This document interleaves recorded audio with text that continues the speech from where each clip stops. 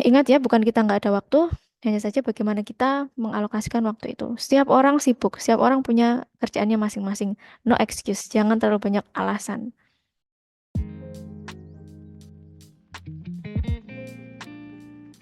Halo, Assalamualaikum warahmatullahi wabarakatuh. Bismillahirrahmanirrahim. Saya Rizka. Kali ini saya akan sharing pengalaman saya belajar mandiri untuk menaikkan band IELTS dari 6 ke 7 secara autodidak atau belajar mandiri tanpa les. Oke, jadi tahun 2023 saya tes official IELTS untuk yang pertama kali dan skor saya adalah 6, overallnya 6. Kemudian setahun kemudian 3 bulan sebelum tes saya memang mempush diri saya untuk belajar mati-matian ya. Nanti saya share tipsnya dan alhamdulillah mendapatkan overall 7. Oke, jadi untuk IELTS itu sendiri saya tidak akan menjelaskan panjang lebar karena bisa di browsing ya secara lengkapnya. Mungkin saya akan memberikan gambaran apa itu IELTS. IELTS itu adalah salah satu English proficiency selain TOEFL. TOEFL sendiri kan ada beberapa jenis juga ya. Ada yang ITP, ada yang IPT, ada yang kalau IELTS itu memang hanya ada satu jenis ya. Hanya saja tesnya ada 2 jenis, paper based atau computerized. Oke, jadi untuk IELTS itu yang diujikan ada 4 skill. Yang pertama adalah listening, yang kedua reading, yang ketiga writing, yang keempat adalah speaking. Untuk listening dan reading itu ada 40 soal. Dimana soalnya itu campur ya, bukan hanya pilihan ganda. Bisa jadi pilihan ganda atau isian atau mungkin mencocokkan. Ada banyak jenisnya. Beda dengan TOEFL ITP yang semuanya pilihan ganda. Kemudian untuk writing, academic writing, ini ada 2 task atau 2 tugas yang harus kita selesaikan, task 1 dan task 2. Kemudian yang terakhir adalah speaking. Speaking itu kita langsung berbicara di depan native speaker. Kalau kita tesnya paper based, biasanya langsung face to face. Kalau yang computerized biasanya menggunakan Zoom atau Skype. Jadi tetap dengan native speaker. Jadi untuk IELTS, dan IELTS itu sendiri merupakan requirement pokok atau dasar yang digunakan untuk daftar kuliah di luar negeri. Entah itu di Britania Raya atau di beberapa kampus Asia sekarang juga sudah mensyaratkan IELTS. Dan IELTS dengan TOEFL ITP itu sangat jauh berbeda. Akan tetapi kalau IELTS dengan TOEFL IPT itu hampir mirip karena sama-sama mengakses 4 skill bahasa Inggris kita. Dari jangkauan keberlakuannya itu memang TOEFL IPT dengan IELTS itu lebih luas daripada TOEFL ITP. Kalau TOEFL ITP itu biasanya kita gunakan untuk kuliah di dalam negeri dan beberapa kampus Asia atau Asia Tenggara yang masih allow menggunakan sertifikat dari TOEFL ITP. Oke, untuk lebih lengkapnya tentang IELTS bisa di browsing sendiri ya. Oke, kali ini saya akan sharing bagaimana saya mendapatkan overall IELTS 7. Mungkin skor 7 ini tidak begitu tinggi ya untuk beberapa orang. Hanya saja skor 7 ini sudah bisa digunakan untuk kuliah di kampus-kampus luar negeri mulai dari Australia, Inggris, Amerika, dan banyak lagi ya. Kecuali jurusan tertentu yang terkadang memang memerlukan 7,5. Biasanya IELTS overall 7,5 itu biasanya ya di kampus-kampus tertentu dan biasanya memang jurusan tertentu, misal jurusan hukum, kesehatan atau bahasa Inggris itu sendiri. Misal Anda dosen bahasa Inggris ingin melanjutkan di misal di mana ya, di salah satu kampus di Inggris, maka biasanya requirement-nya lebih tinggi daripada yang general, daripada yang bukan jurusan bahasa Inggris. Misalnya seperti saya education itu di Australia 6,5 sudah cukup, sudah bisa, dengan minimal tiap band skornya nggak boleh lebih dari 6 atau 6,5.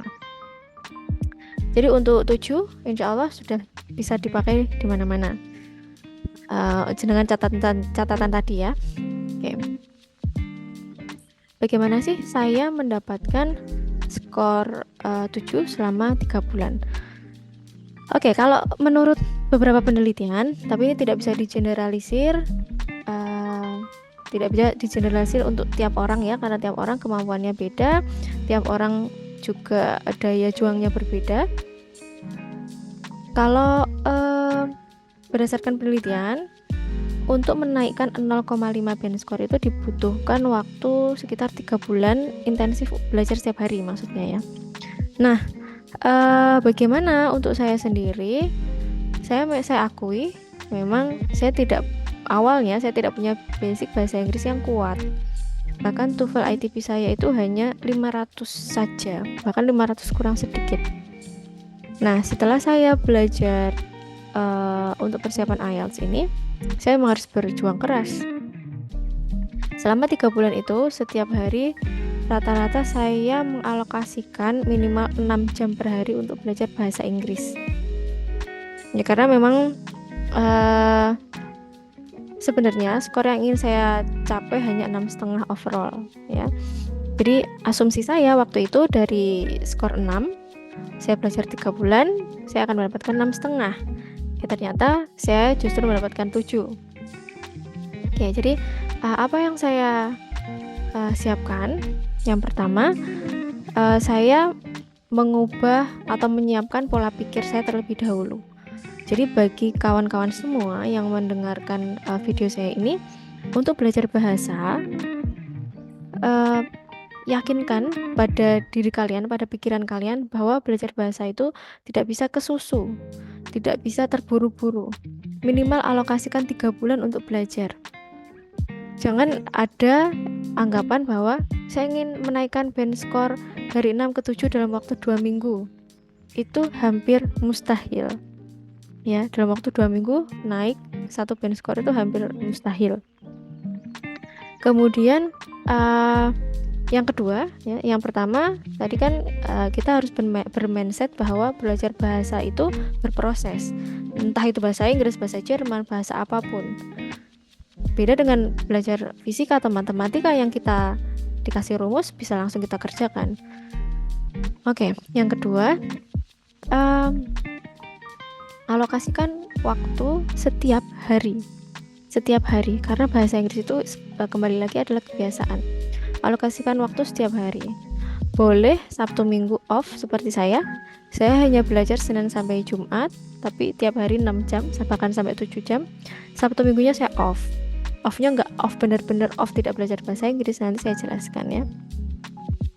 Kemudian yang ketiga, jangan gampang menyerah, ya.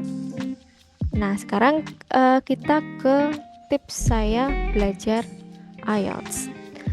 Oke, pertama yang harus kita siapkan adalah pemahaman bahwa IELTS itu kan ada 4 skill. Tiap skillnya membutuhkan pendekatan yang berbeda-beda. Oke, yang pertama listening. Listening, saya setiap hari mendengarkan TED Talk. Bisa di search ya di YouTube TED Talk. Saya cari yang maksimal 15 menit. TED Talk itu kan kayak kuliah umum gitu ya. Ada satu narasumber yang bicara di depan. Tapi saya cari yang 12 sampai 15 menit. Saya putar yang pertama tanpa subtitle. Saya benar-benar konsentrasi mendengarkannya, karena memang godaan dari listening itu adalah pikiran kita kemana-mana ketika mendengarkan orang ngomong bahasa Inggris itu. Jadi yang pertama, fokus mendengarkan TED Talk tanpa subtitle. Yang kedua, saya ulangi lagi video yang sama tapi menggunakan subtitle bahasa Inggris. Yang ketiga, saya ulangi lagi yang ketiga kali menggunakan subtitle bahasa Indonesia. Jadi kurang lebih 45 menit setiap hari saya mendengarkan bahasa Inggris melalui TED Talk. Atau bisa kita pilih yang aksennya British atau aksen campur-campur ada di situ. Banyak videonya, silakan dipilih. Setiap hari saya mendengarkan selama 45 menit. Ini untuk listening saya. Biasanya saya alokasikan habis subuh. Setelah subuh sholat itu jam 5. Jam 5 lalu saya dengerin TED Talk selama 45 menit, selesai. Satu skill sudah saya sudah ada suplemen yang masuk di pagi hari.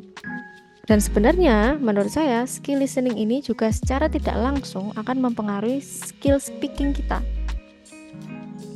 Karena ya dari bayi ya, kalau kita kembali lagi ke waktu kita bayi, kita nggak bisa bicara, kita hanya mendengar kan? Kita hanya mendengar orang tua kita berbicara, keluarga kita berbicara, kita otomatis bisa berbicara. Nah, maka dari itu sebenarnya listening, kita belajar listening ini sebenarnya satu pendekatan tapi dua skill yang bisa kita asah dari listening itu tadi. Oke, itu untuk belajar listening saya setiap hari. Saya melakukan itu dari Senin sampai Jumat setiap habis sholat subuh. Ingat ya, bukan kita nggak ada waktu, hanya saja bagaimana kita mengalokasikan waktu itu. Setiap orang sibuk, setiap orang punya kerjaannya masing-masing. No excuse, jangan terlalu banyak alasan. Ya, kalau kita tahu misal kita sibuk, hari ini ada ini, ada itu, bangun lebih pagi, gitu ya. Oke, untuk reading memang kelemahan saya ya, walaupun banyak orang yang kuat di reading. Reading itu kita harus banyak membaca. Kalau waktu itu karena saya tidak punya banyak waktu ya, hanya mengalokasikan 3 bulan, maka saya membaca passage atau bacaan yang ada di IELTS Cambridge ya. Jadi reading di IELTS itu kan ada 40 soal dengan 3 bacaan yang panjang-panjang ya. Jadi ada satu paket itu kan 40 soal dengan 3 bacaan yang panjang. Setiap hari saya membaca 1 bacaan saja, tapi saya ulangi 2 kali. Kalau listening tadi 3 kali, kalau ini 2 kali. Yang pertama, 1 bacaan saya baca secara cepat untuk melatih speed saya. Cepat di sini saya berusaha untuk baca cepat tapi memahami maknanya. Apa ya bahasanya ya? Extensive reading ya kalau nggak salah. Pokoknya yang cepat sebisa mungkin senyantol-nyantolnya. Bisa saja saya hanya 50% paham atau 60%. Nggak masalah, baca saja untuk melatih speed atau kecepatan kita, speed kita. Kemudian saya ulangi lagi, baru saya membaca intensive reading. Saya highlight kosakata yang baru atau kosakata yang saya nggak tahu, saya highlight, terus saya kasih komen artinya dan cara bacanya. Melalui Google Translate kita kan bisa kan membaca pronunciation secara mandiri. Misal ada kata baru, misal sacrifice, itu gimana nih cara bacanya? Ini kan bisa didengar. Jadi itu ya. Yang pertama, sehari saya hanya membaca 1 bacaan dari reading IELTS. Walaupun satu paket ada 3, saya cuma membaca 1.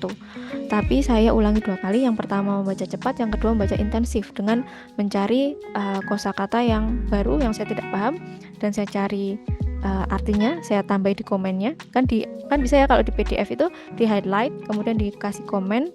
Komennya itu adalah artinya. Kemudian saya juga mendengarkan cara membacanya. Kalau saya tidak bisa, karena ini penting banget untuk speaking pronunciation-nya. Oke, itu untuk reading. Itu kurang lebih memakan waktu sekitar 1 jam. Oke, 1 jam untuk reading.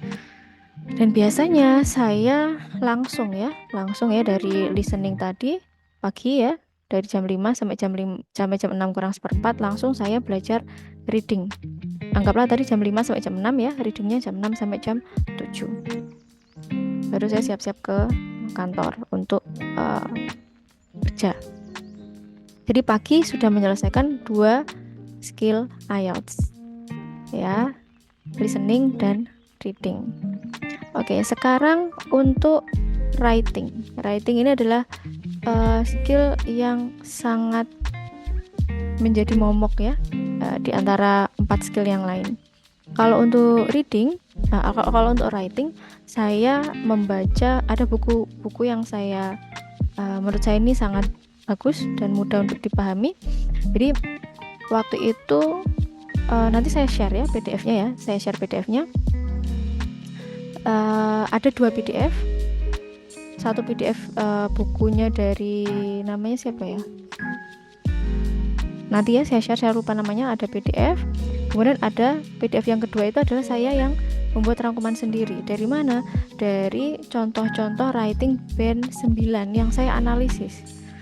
Jadi saya baca dan saya analisis. Oh, ini setelah menjelaskan ini, jelaskan contohnya. Kemudian ada konektornya. Itu saya analisis. Jadi saya nggak hanya membaca aja, saya analisis. Kemudian saya jadikan satu PDF, saya membacanya. Jadi untuk writing saya membaca buku teorinya, membaca contoh writing band 9. Jadi tiap hari minimal tas 1, tas 2 saya membaca contoh yang band 9 plus membaca buku teorinya, plus ini memang banyak ini untuk writing ini, plus saya langganan artificial intelligence atau AI untuk mengoreksi tulisan saya. Murah, waktu itu 1 bulan hanya 500.000 kalau nggak 250.000 ya, 1 bulan itu bisa untuk mengakses writing dan speaking kita. Karena memang dari keempat skill IELTS itu yang kita tidak bisa menilai adalah writing dan speaking. Kalau untuk listening dan reading kan sudah ada kunci jawabannya ya, bisa kita lihat, kita bisa menilai positioning kita masih di band berapa sih gitu ya. Kemudian kalau untuk writing ini, jadi suplemen saya setiap hari adalah saya membaca buku teori, kemudian saya teori, maksudnya teori cara menulis ya, menulis writing untuk IELTS, kemudian saya membaca contoh band 9 writing tas 1 dan tas 2. Kemudian yang ketiga, saya praktis setiap hari Senin sampai Jumat di AI yang saya langganan itu. Setiap hari saya nulis 1 jam waktunya. Jadi memang saya strict supaya sebisa mungkin circumstance yang saya ciptakan itu adalah hampir sesuai dengan tes aslinya. Jadi sejam ya sejam saya stopwatch. Oke. Itu kurang lebih memakan waktu 2 jam untuk belajar writing aja. Bayangin ya, untuk nulisnya aja kan 1 jam. Kemudian untuk membaca teori, membaca contohnya itu 1 jam, berarti 2 jam untuk writing. Kemudian yang terakhir untuk speaking ini agak enteng ya, setengah jam cukup. Kenapa saya bilang setengah jam cukup? Speaking saya hanya melihat video di YouTube, kan banyak itu. Contoh speaking band 8, band 9. Saya memang nggak pernah, hampir jarang nggak pernah mendengarkan speaking band 7 ke bawah, pasti 7 ke atas. Jadi saya mendengarkan speaking, kan banyak simulasinya ya, speaking band 7, 8, 9. Saya dengarkan mungkin 15 menit, setelah itu saya langsung praktis di AI yang saya langganan itu tadi. Nah, jadi bisa kita total ya. Tadi untuk anggaplah untuk listening tadi sejam, readingnya sejam, writingnya 2 jam ya, writingnya 2 jam, kemudian speakingnya setengah jam. Jadi waktunya 4,5 sampai 5 jam sehari. Setiap hari seperti itu. Cuma kenapa saya bisa sampai 6 jam, karena terkadang saya extend di speaking saya mengalokasikan sejam, tapi kalau itu terlalu berat, cukup seperti saya tadi ya, simulasinya listening 1 jam, reading 1 jam, writing 2 jam, kemudian untuk latihan speaking setengah jam, berarti 4,5 jam. Jadi khusus untuk writing dan speaking saya setiap hari praktis, memang Senin sampai Jumat saya praktis, tapi untuk listening dan reading tidak. Untuk listening kan tadi saya cuma dengerin, kemudian untuk reading kan cuma baca tadi sambil highlight kosakata baru. Nah, kapan praktisnya untuk listening dan reading? Sabtu Minggu. Itu adalah study plan saya. Jadi memang untuk writing dan speaking itu saya Senin sampai Jumat. Kemudian untuk praktisnya ya. Kemudian untuk listening dan reading saya Sabtu Minggu. Jadi kan Sabtu Minggu nggak belajar tuh. Hanya saja Sabtu Minggu itu saya gunakan untuk latihan listening dan reading sekitar 1,5 jaman. Jadi untuk listening itu 30 menit ya, untuk yang real test ya setengah jaman, kemudian readingnya sejam, jadi 1,5 jam. Jadi Sabtu pagi saya langsung 2 paket itu listening lanjut dengan reading 1,5 jam, lihat skornya saya catat. Kemudian Minggu juga seperti itu lagi. Senin sampai Jumat saya ulangi siklus yang saya sebutkan tadi selama 3 bulan. Alhamdulillah ya, dari overall 6 saya menjadi 7. Dimana waktu itu yang paling buruk waktu itu kan writing ya. Writing saya itu awalnya 5,5. Writing 5,5. Kemudian setelah 3 bulan persiapan itu menjadi 6,5. Untuk writing 6,5 itu sudah, menurut saya sudah bagus. Untuk saya bukan dosen bahasa Inggris ya. Jadi kalian-kalian yang bukan bahasa Inggris nggak perlu berkecil hati, bisa belajar.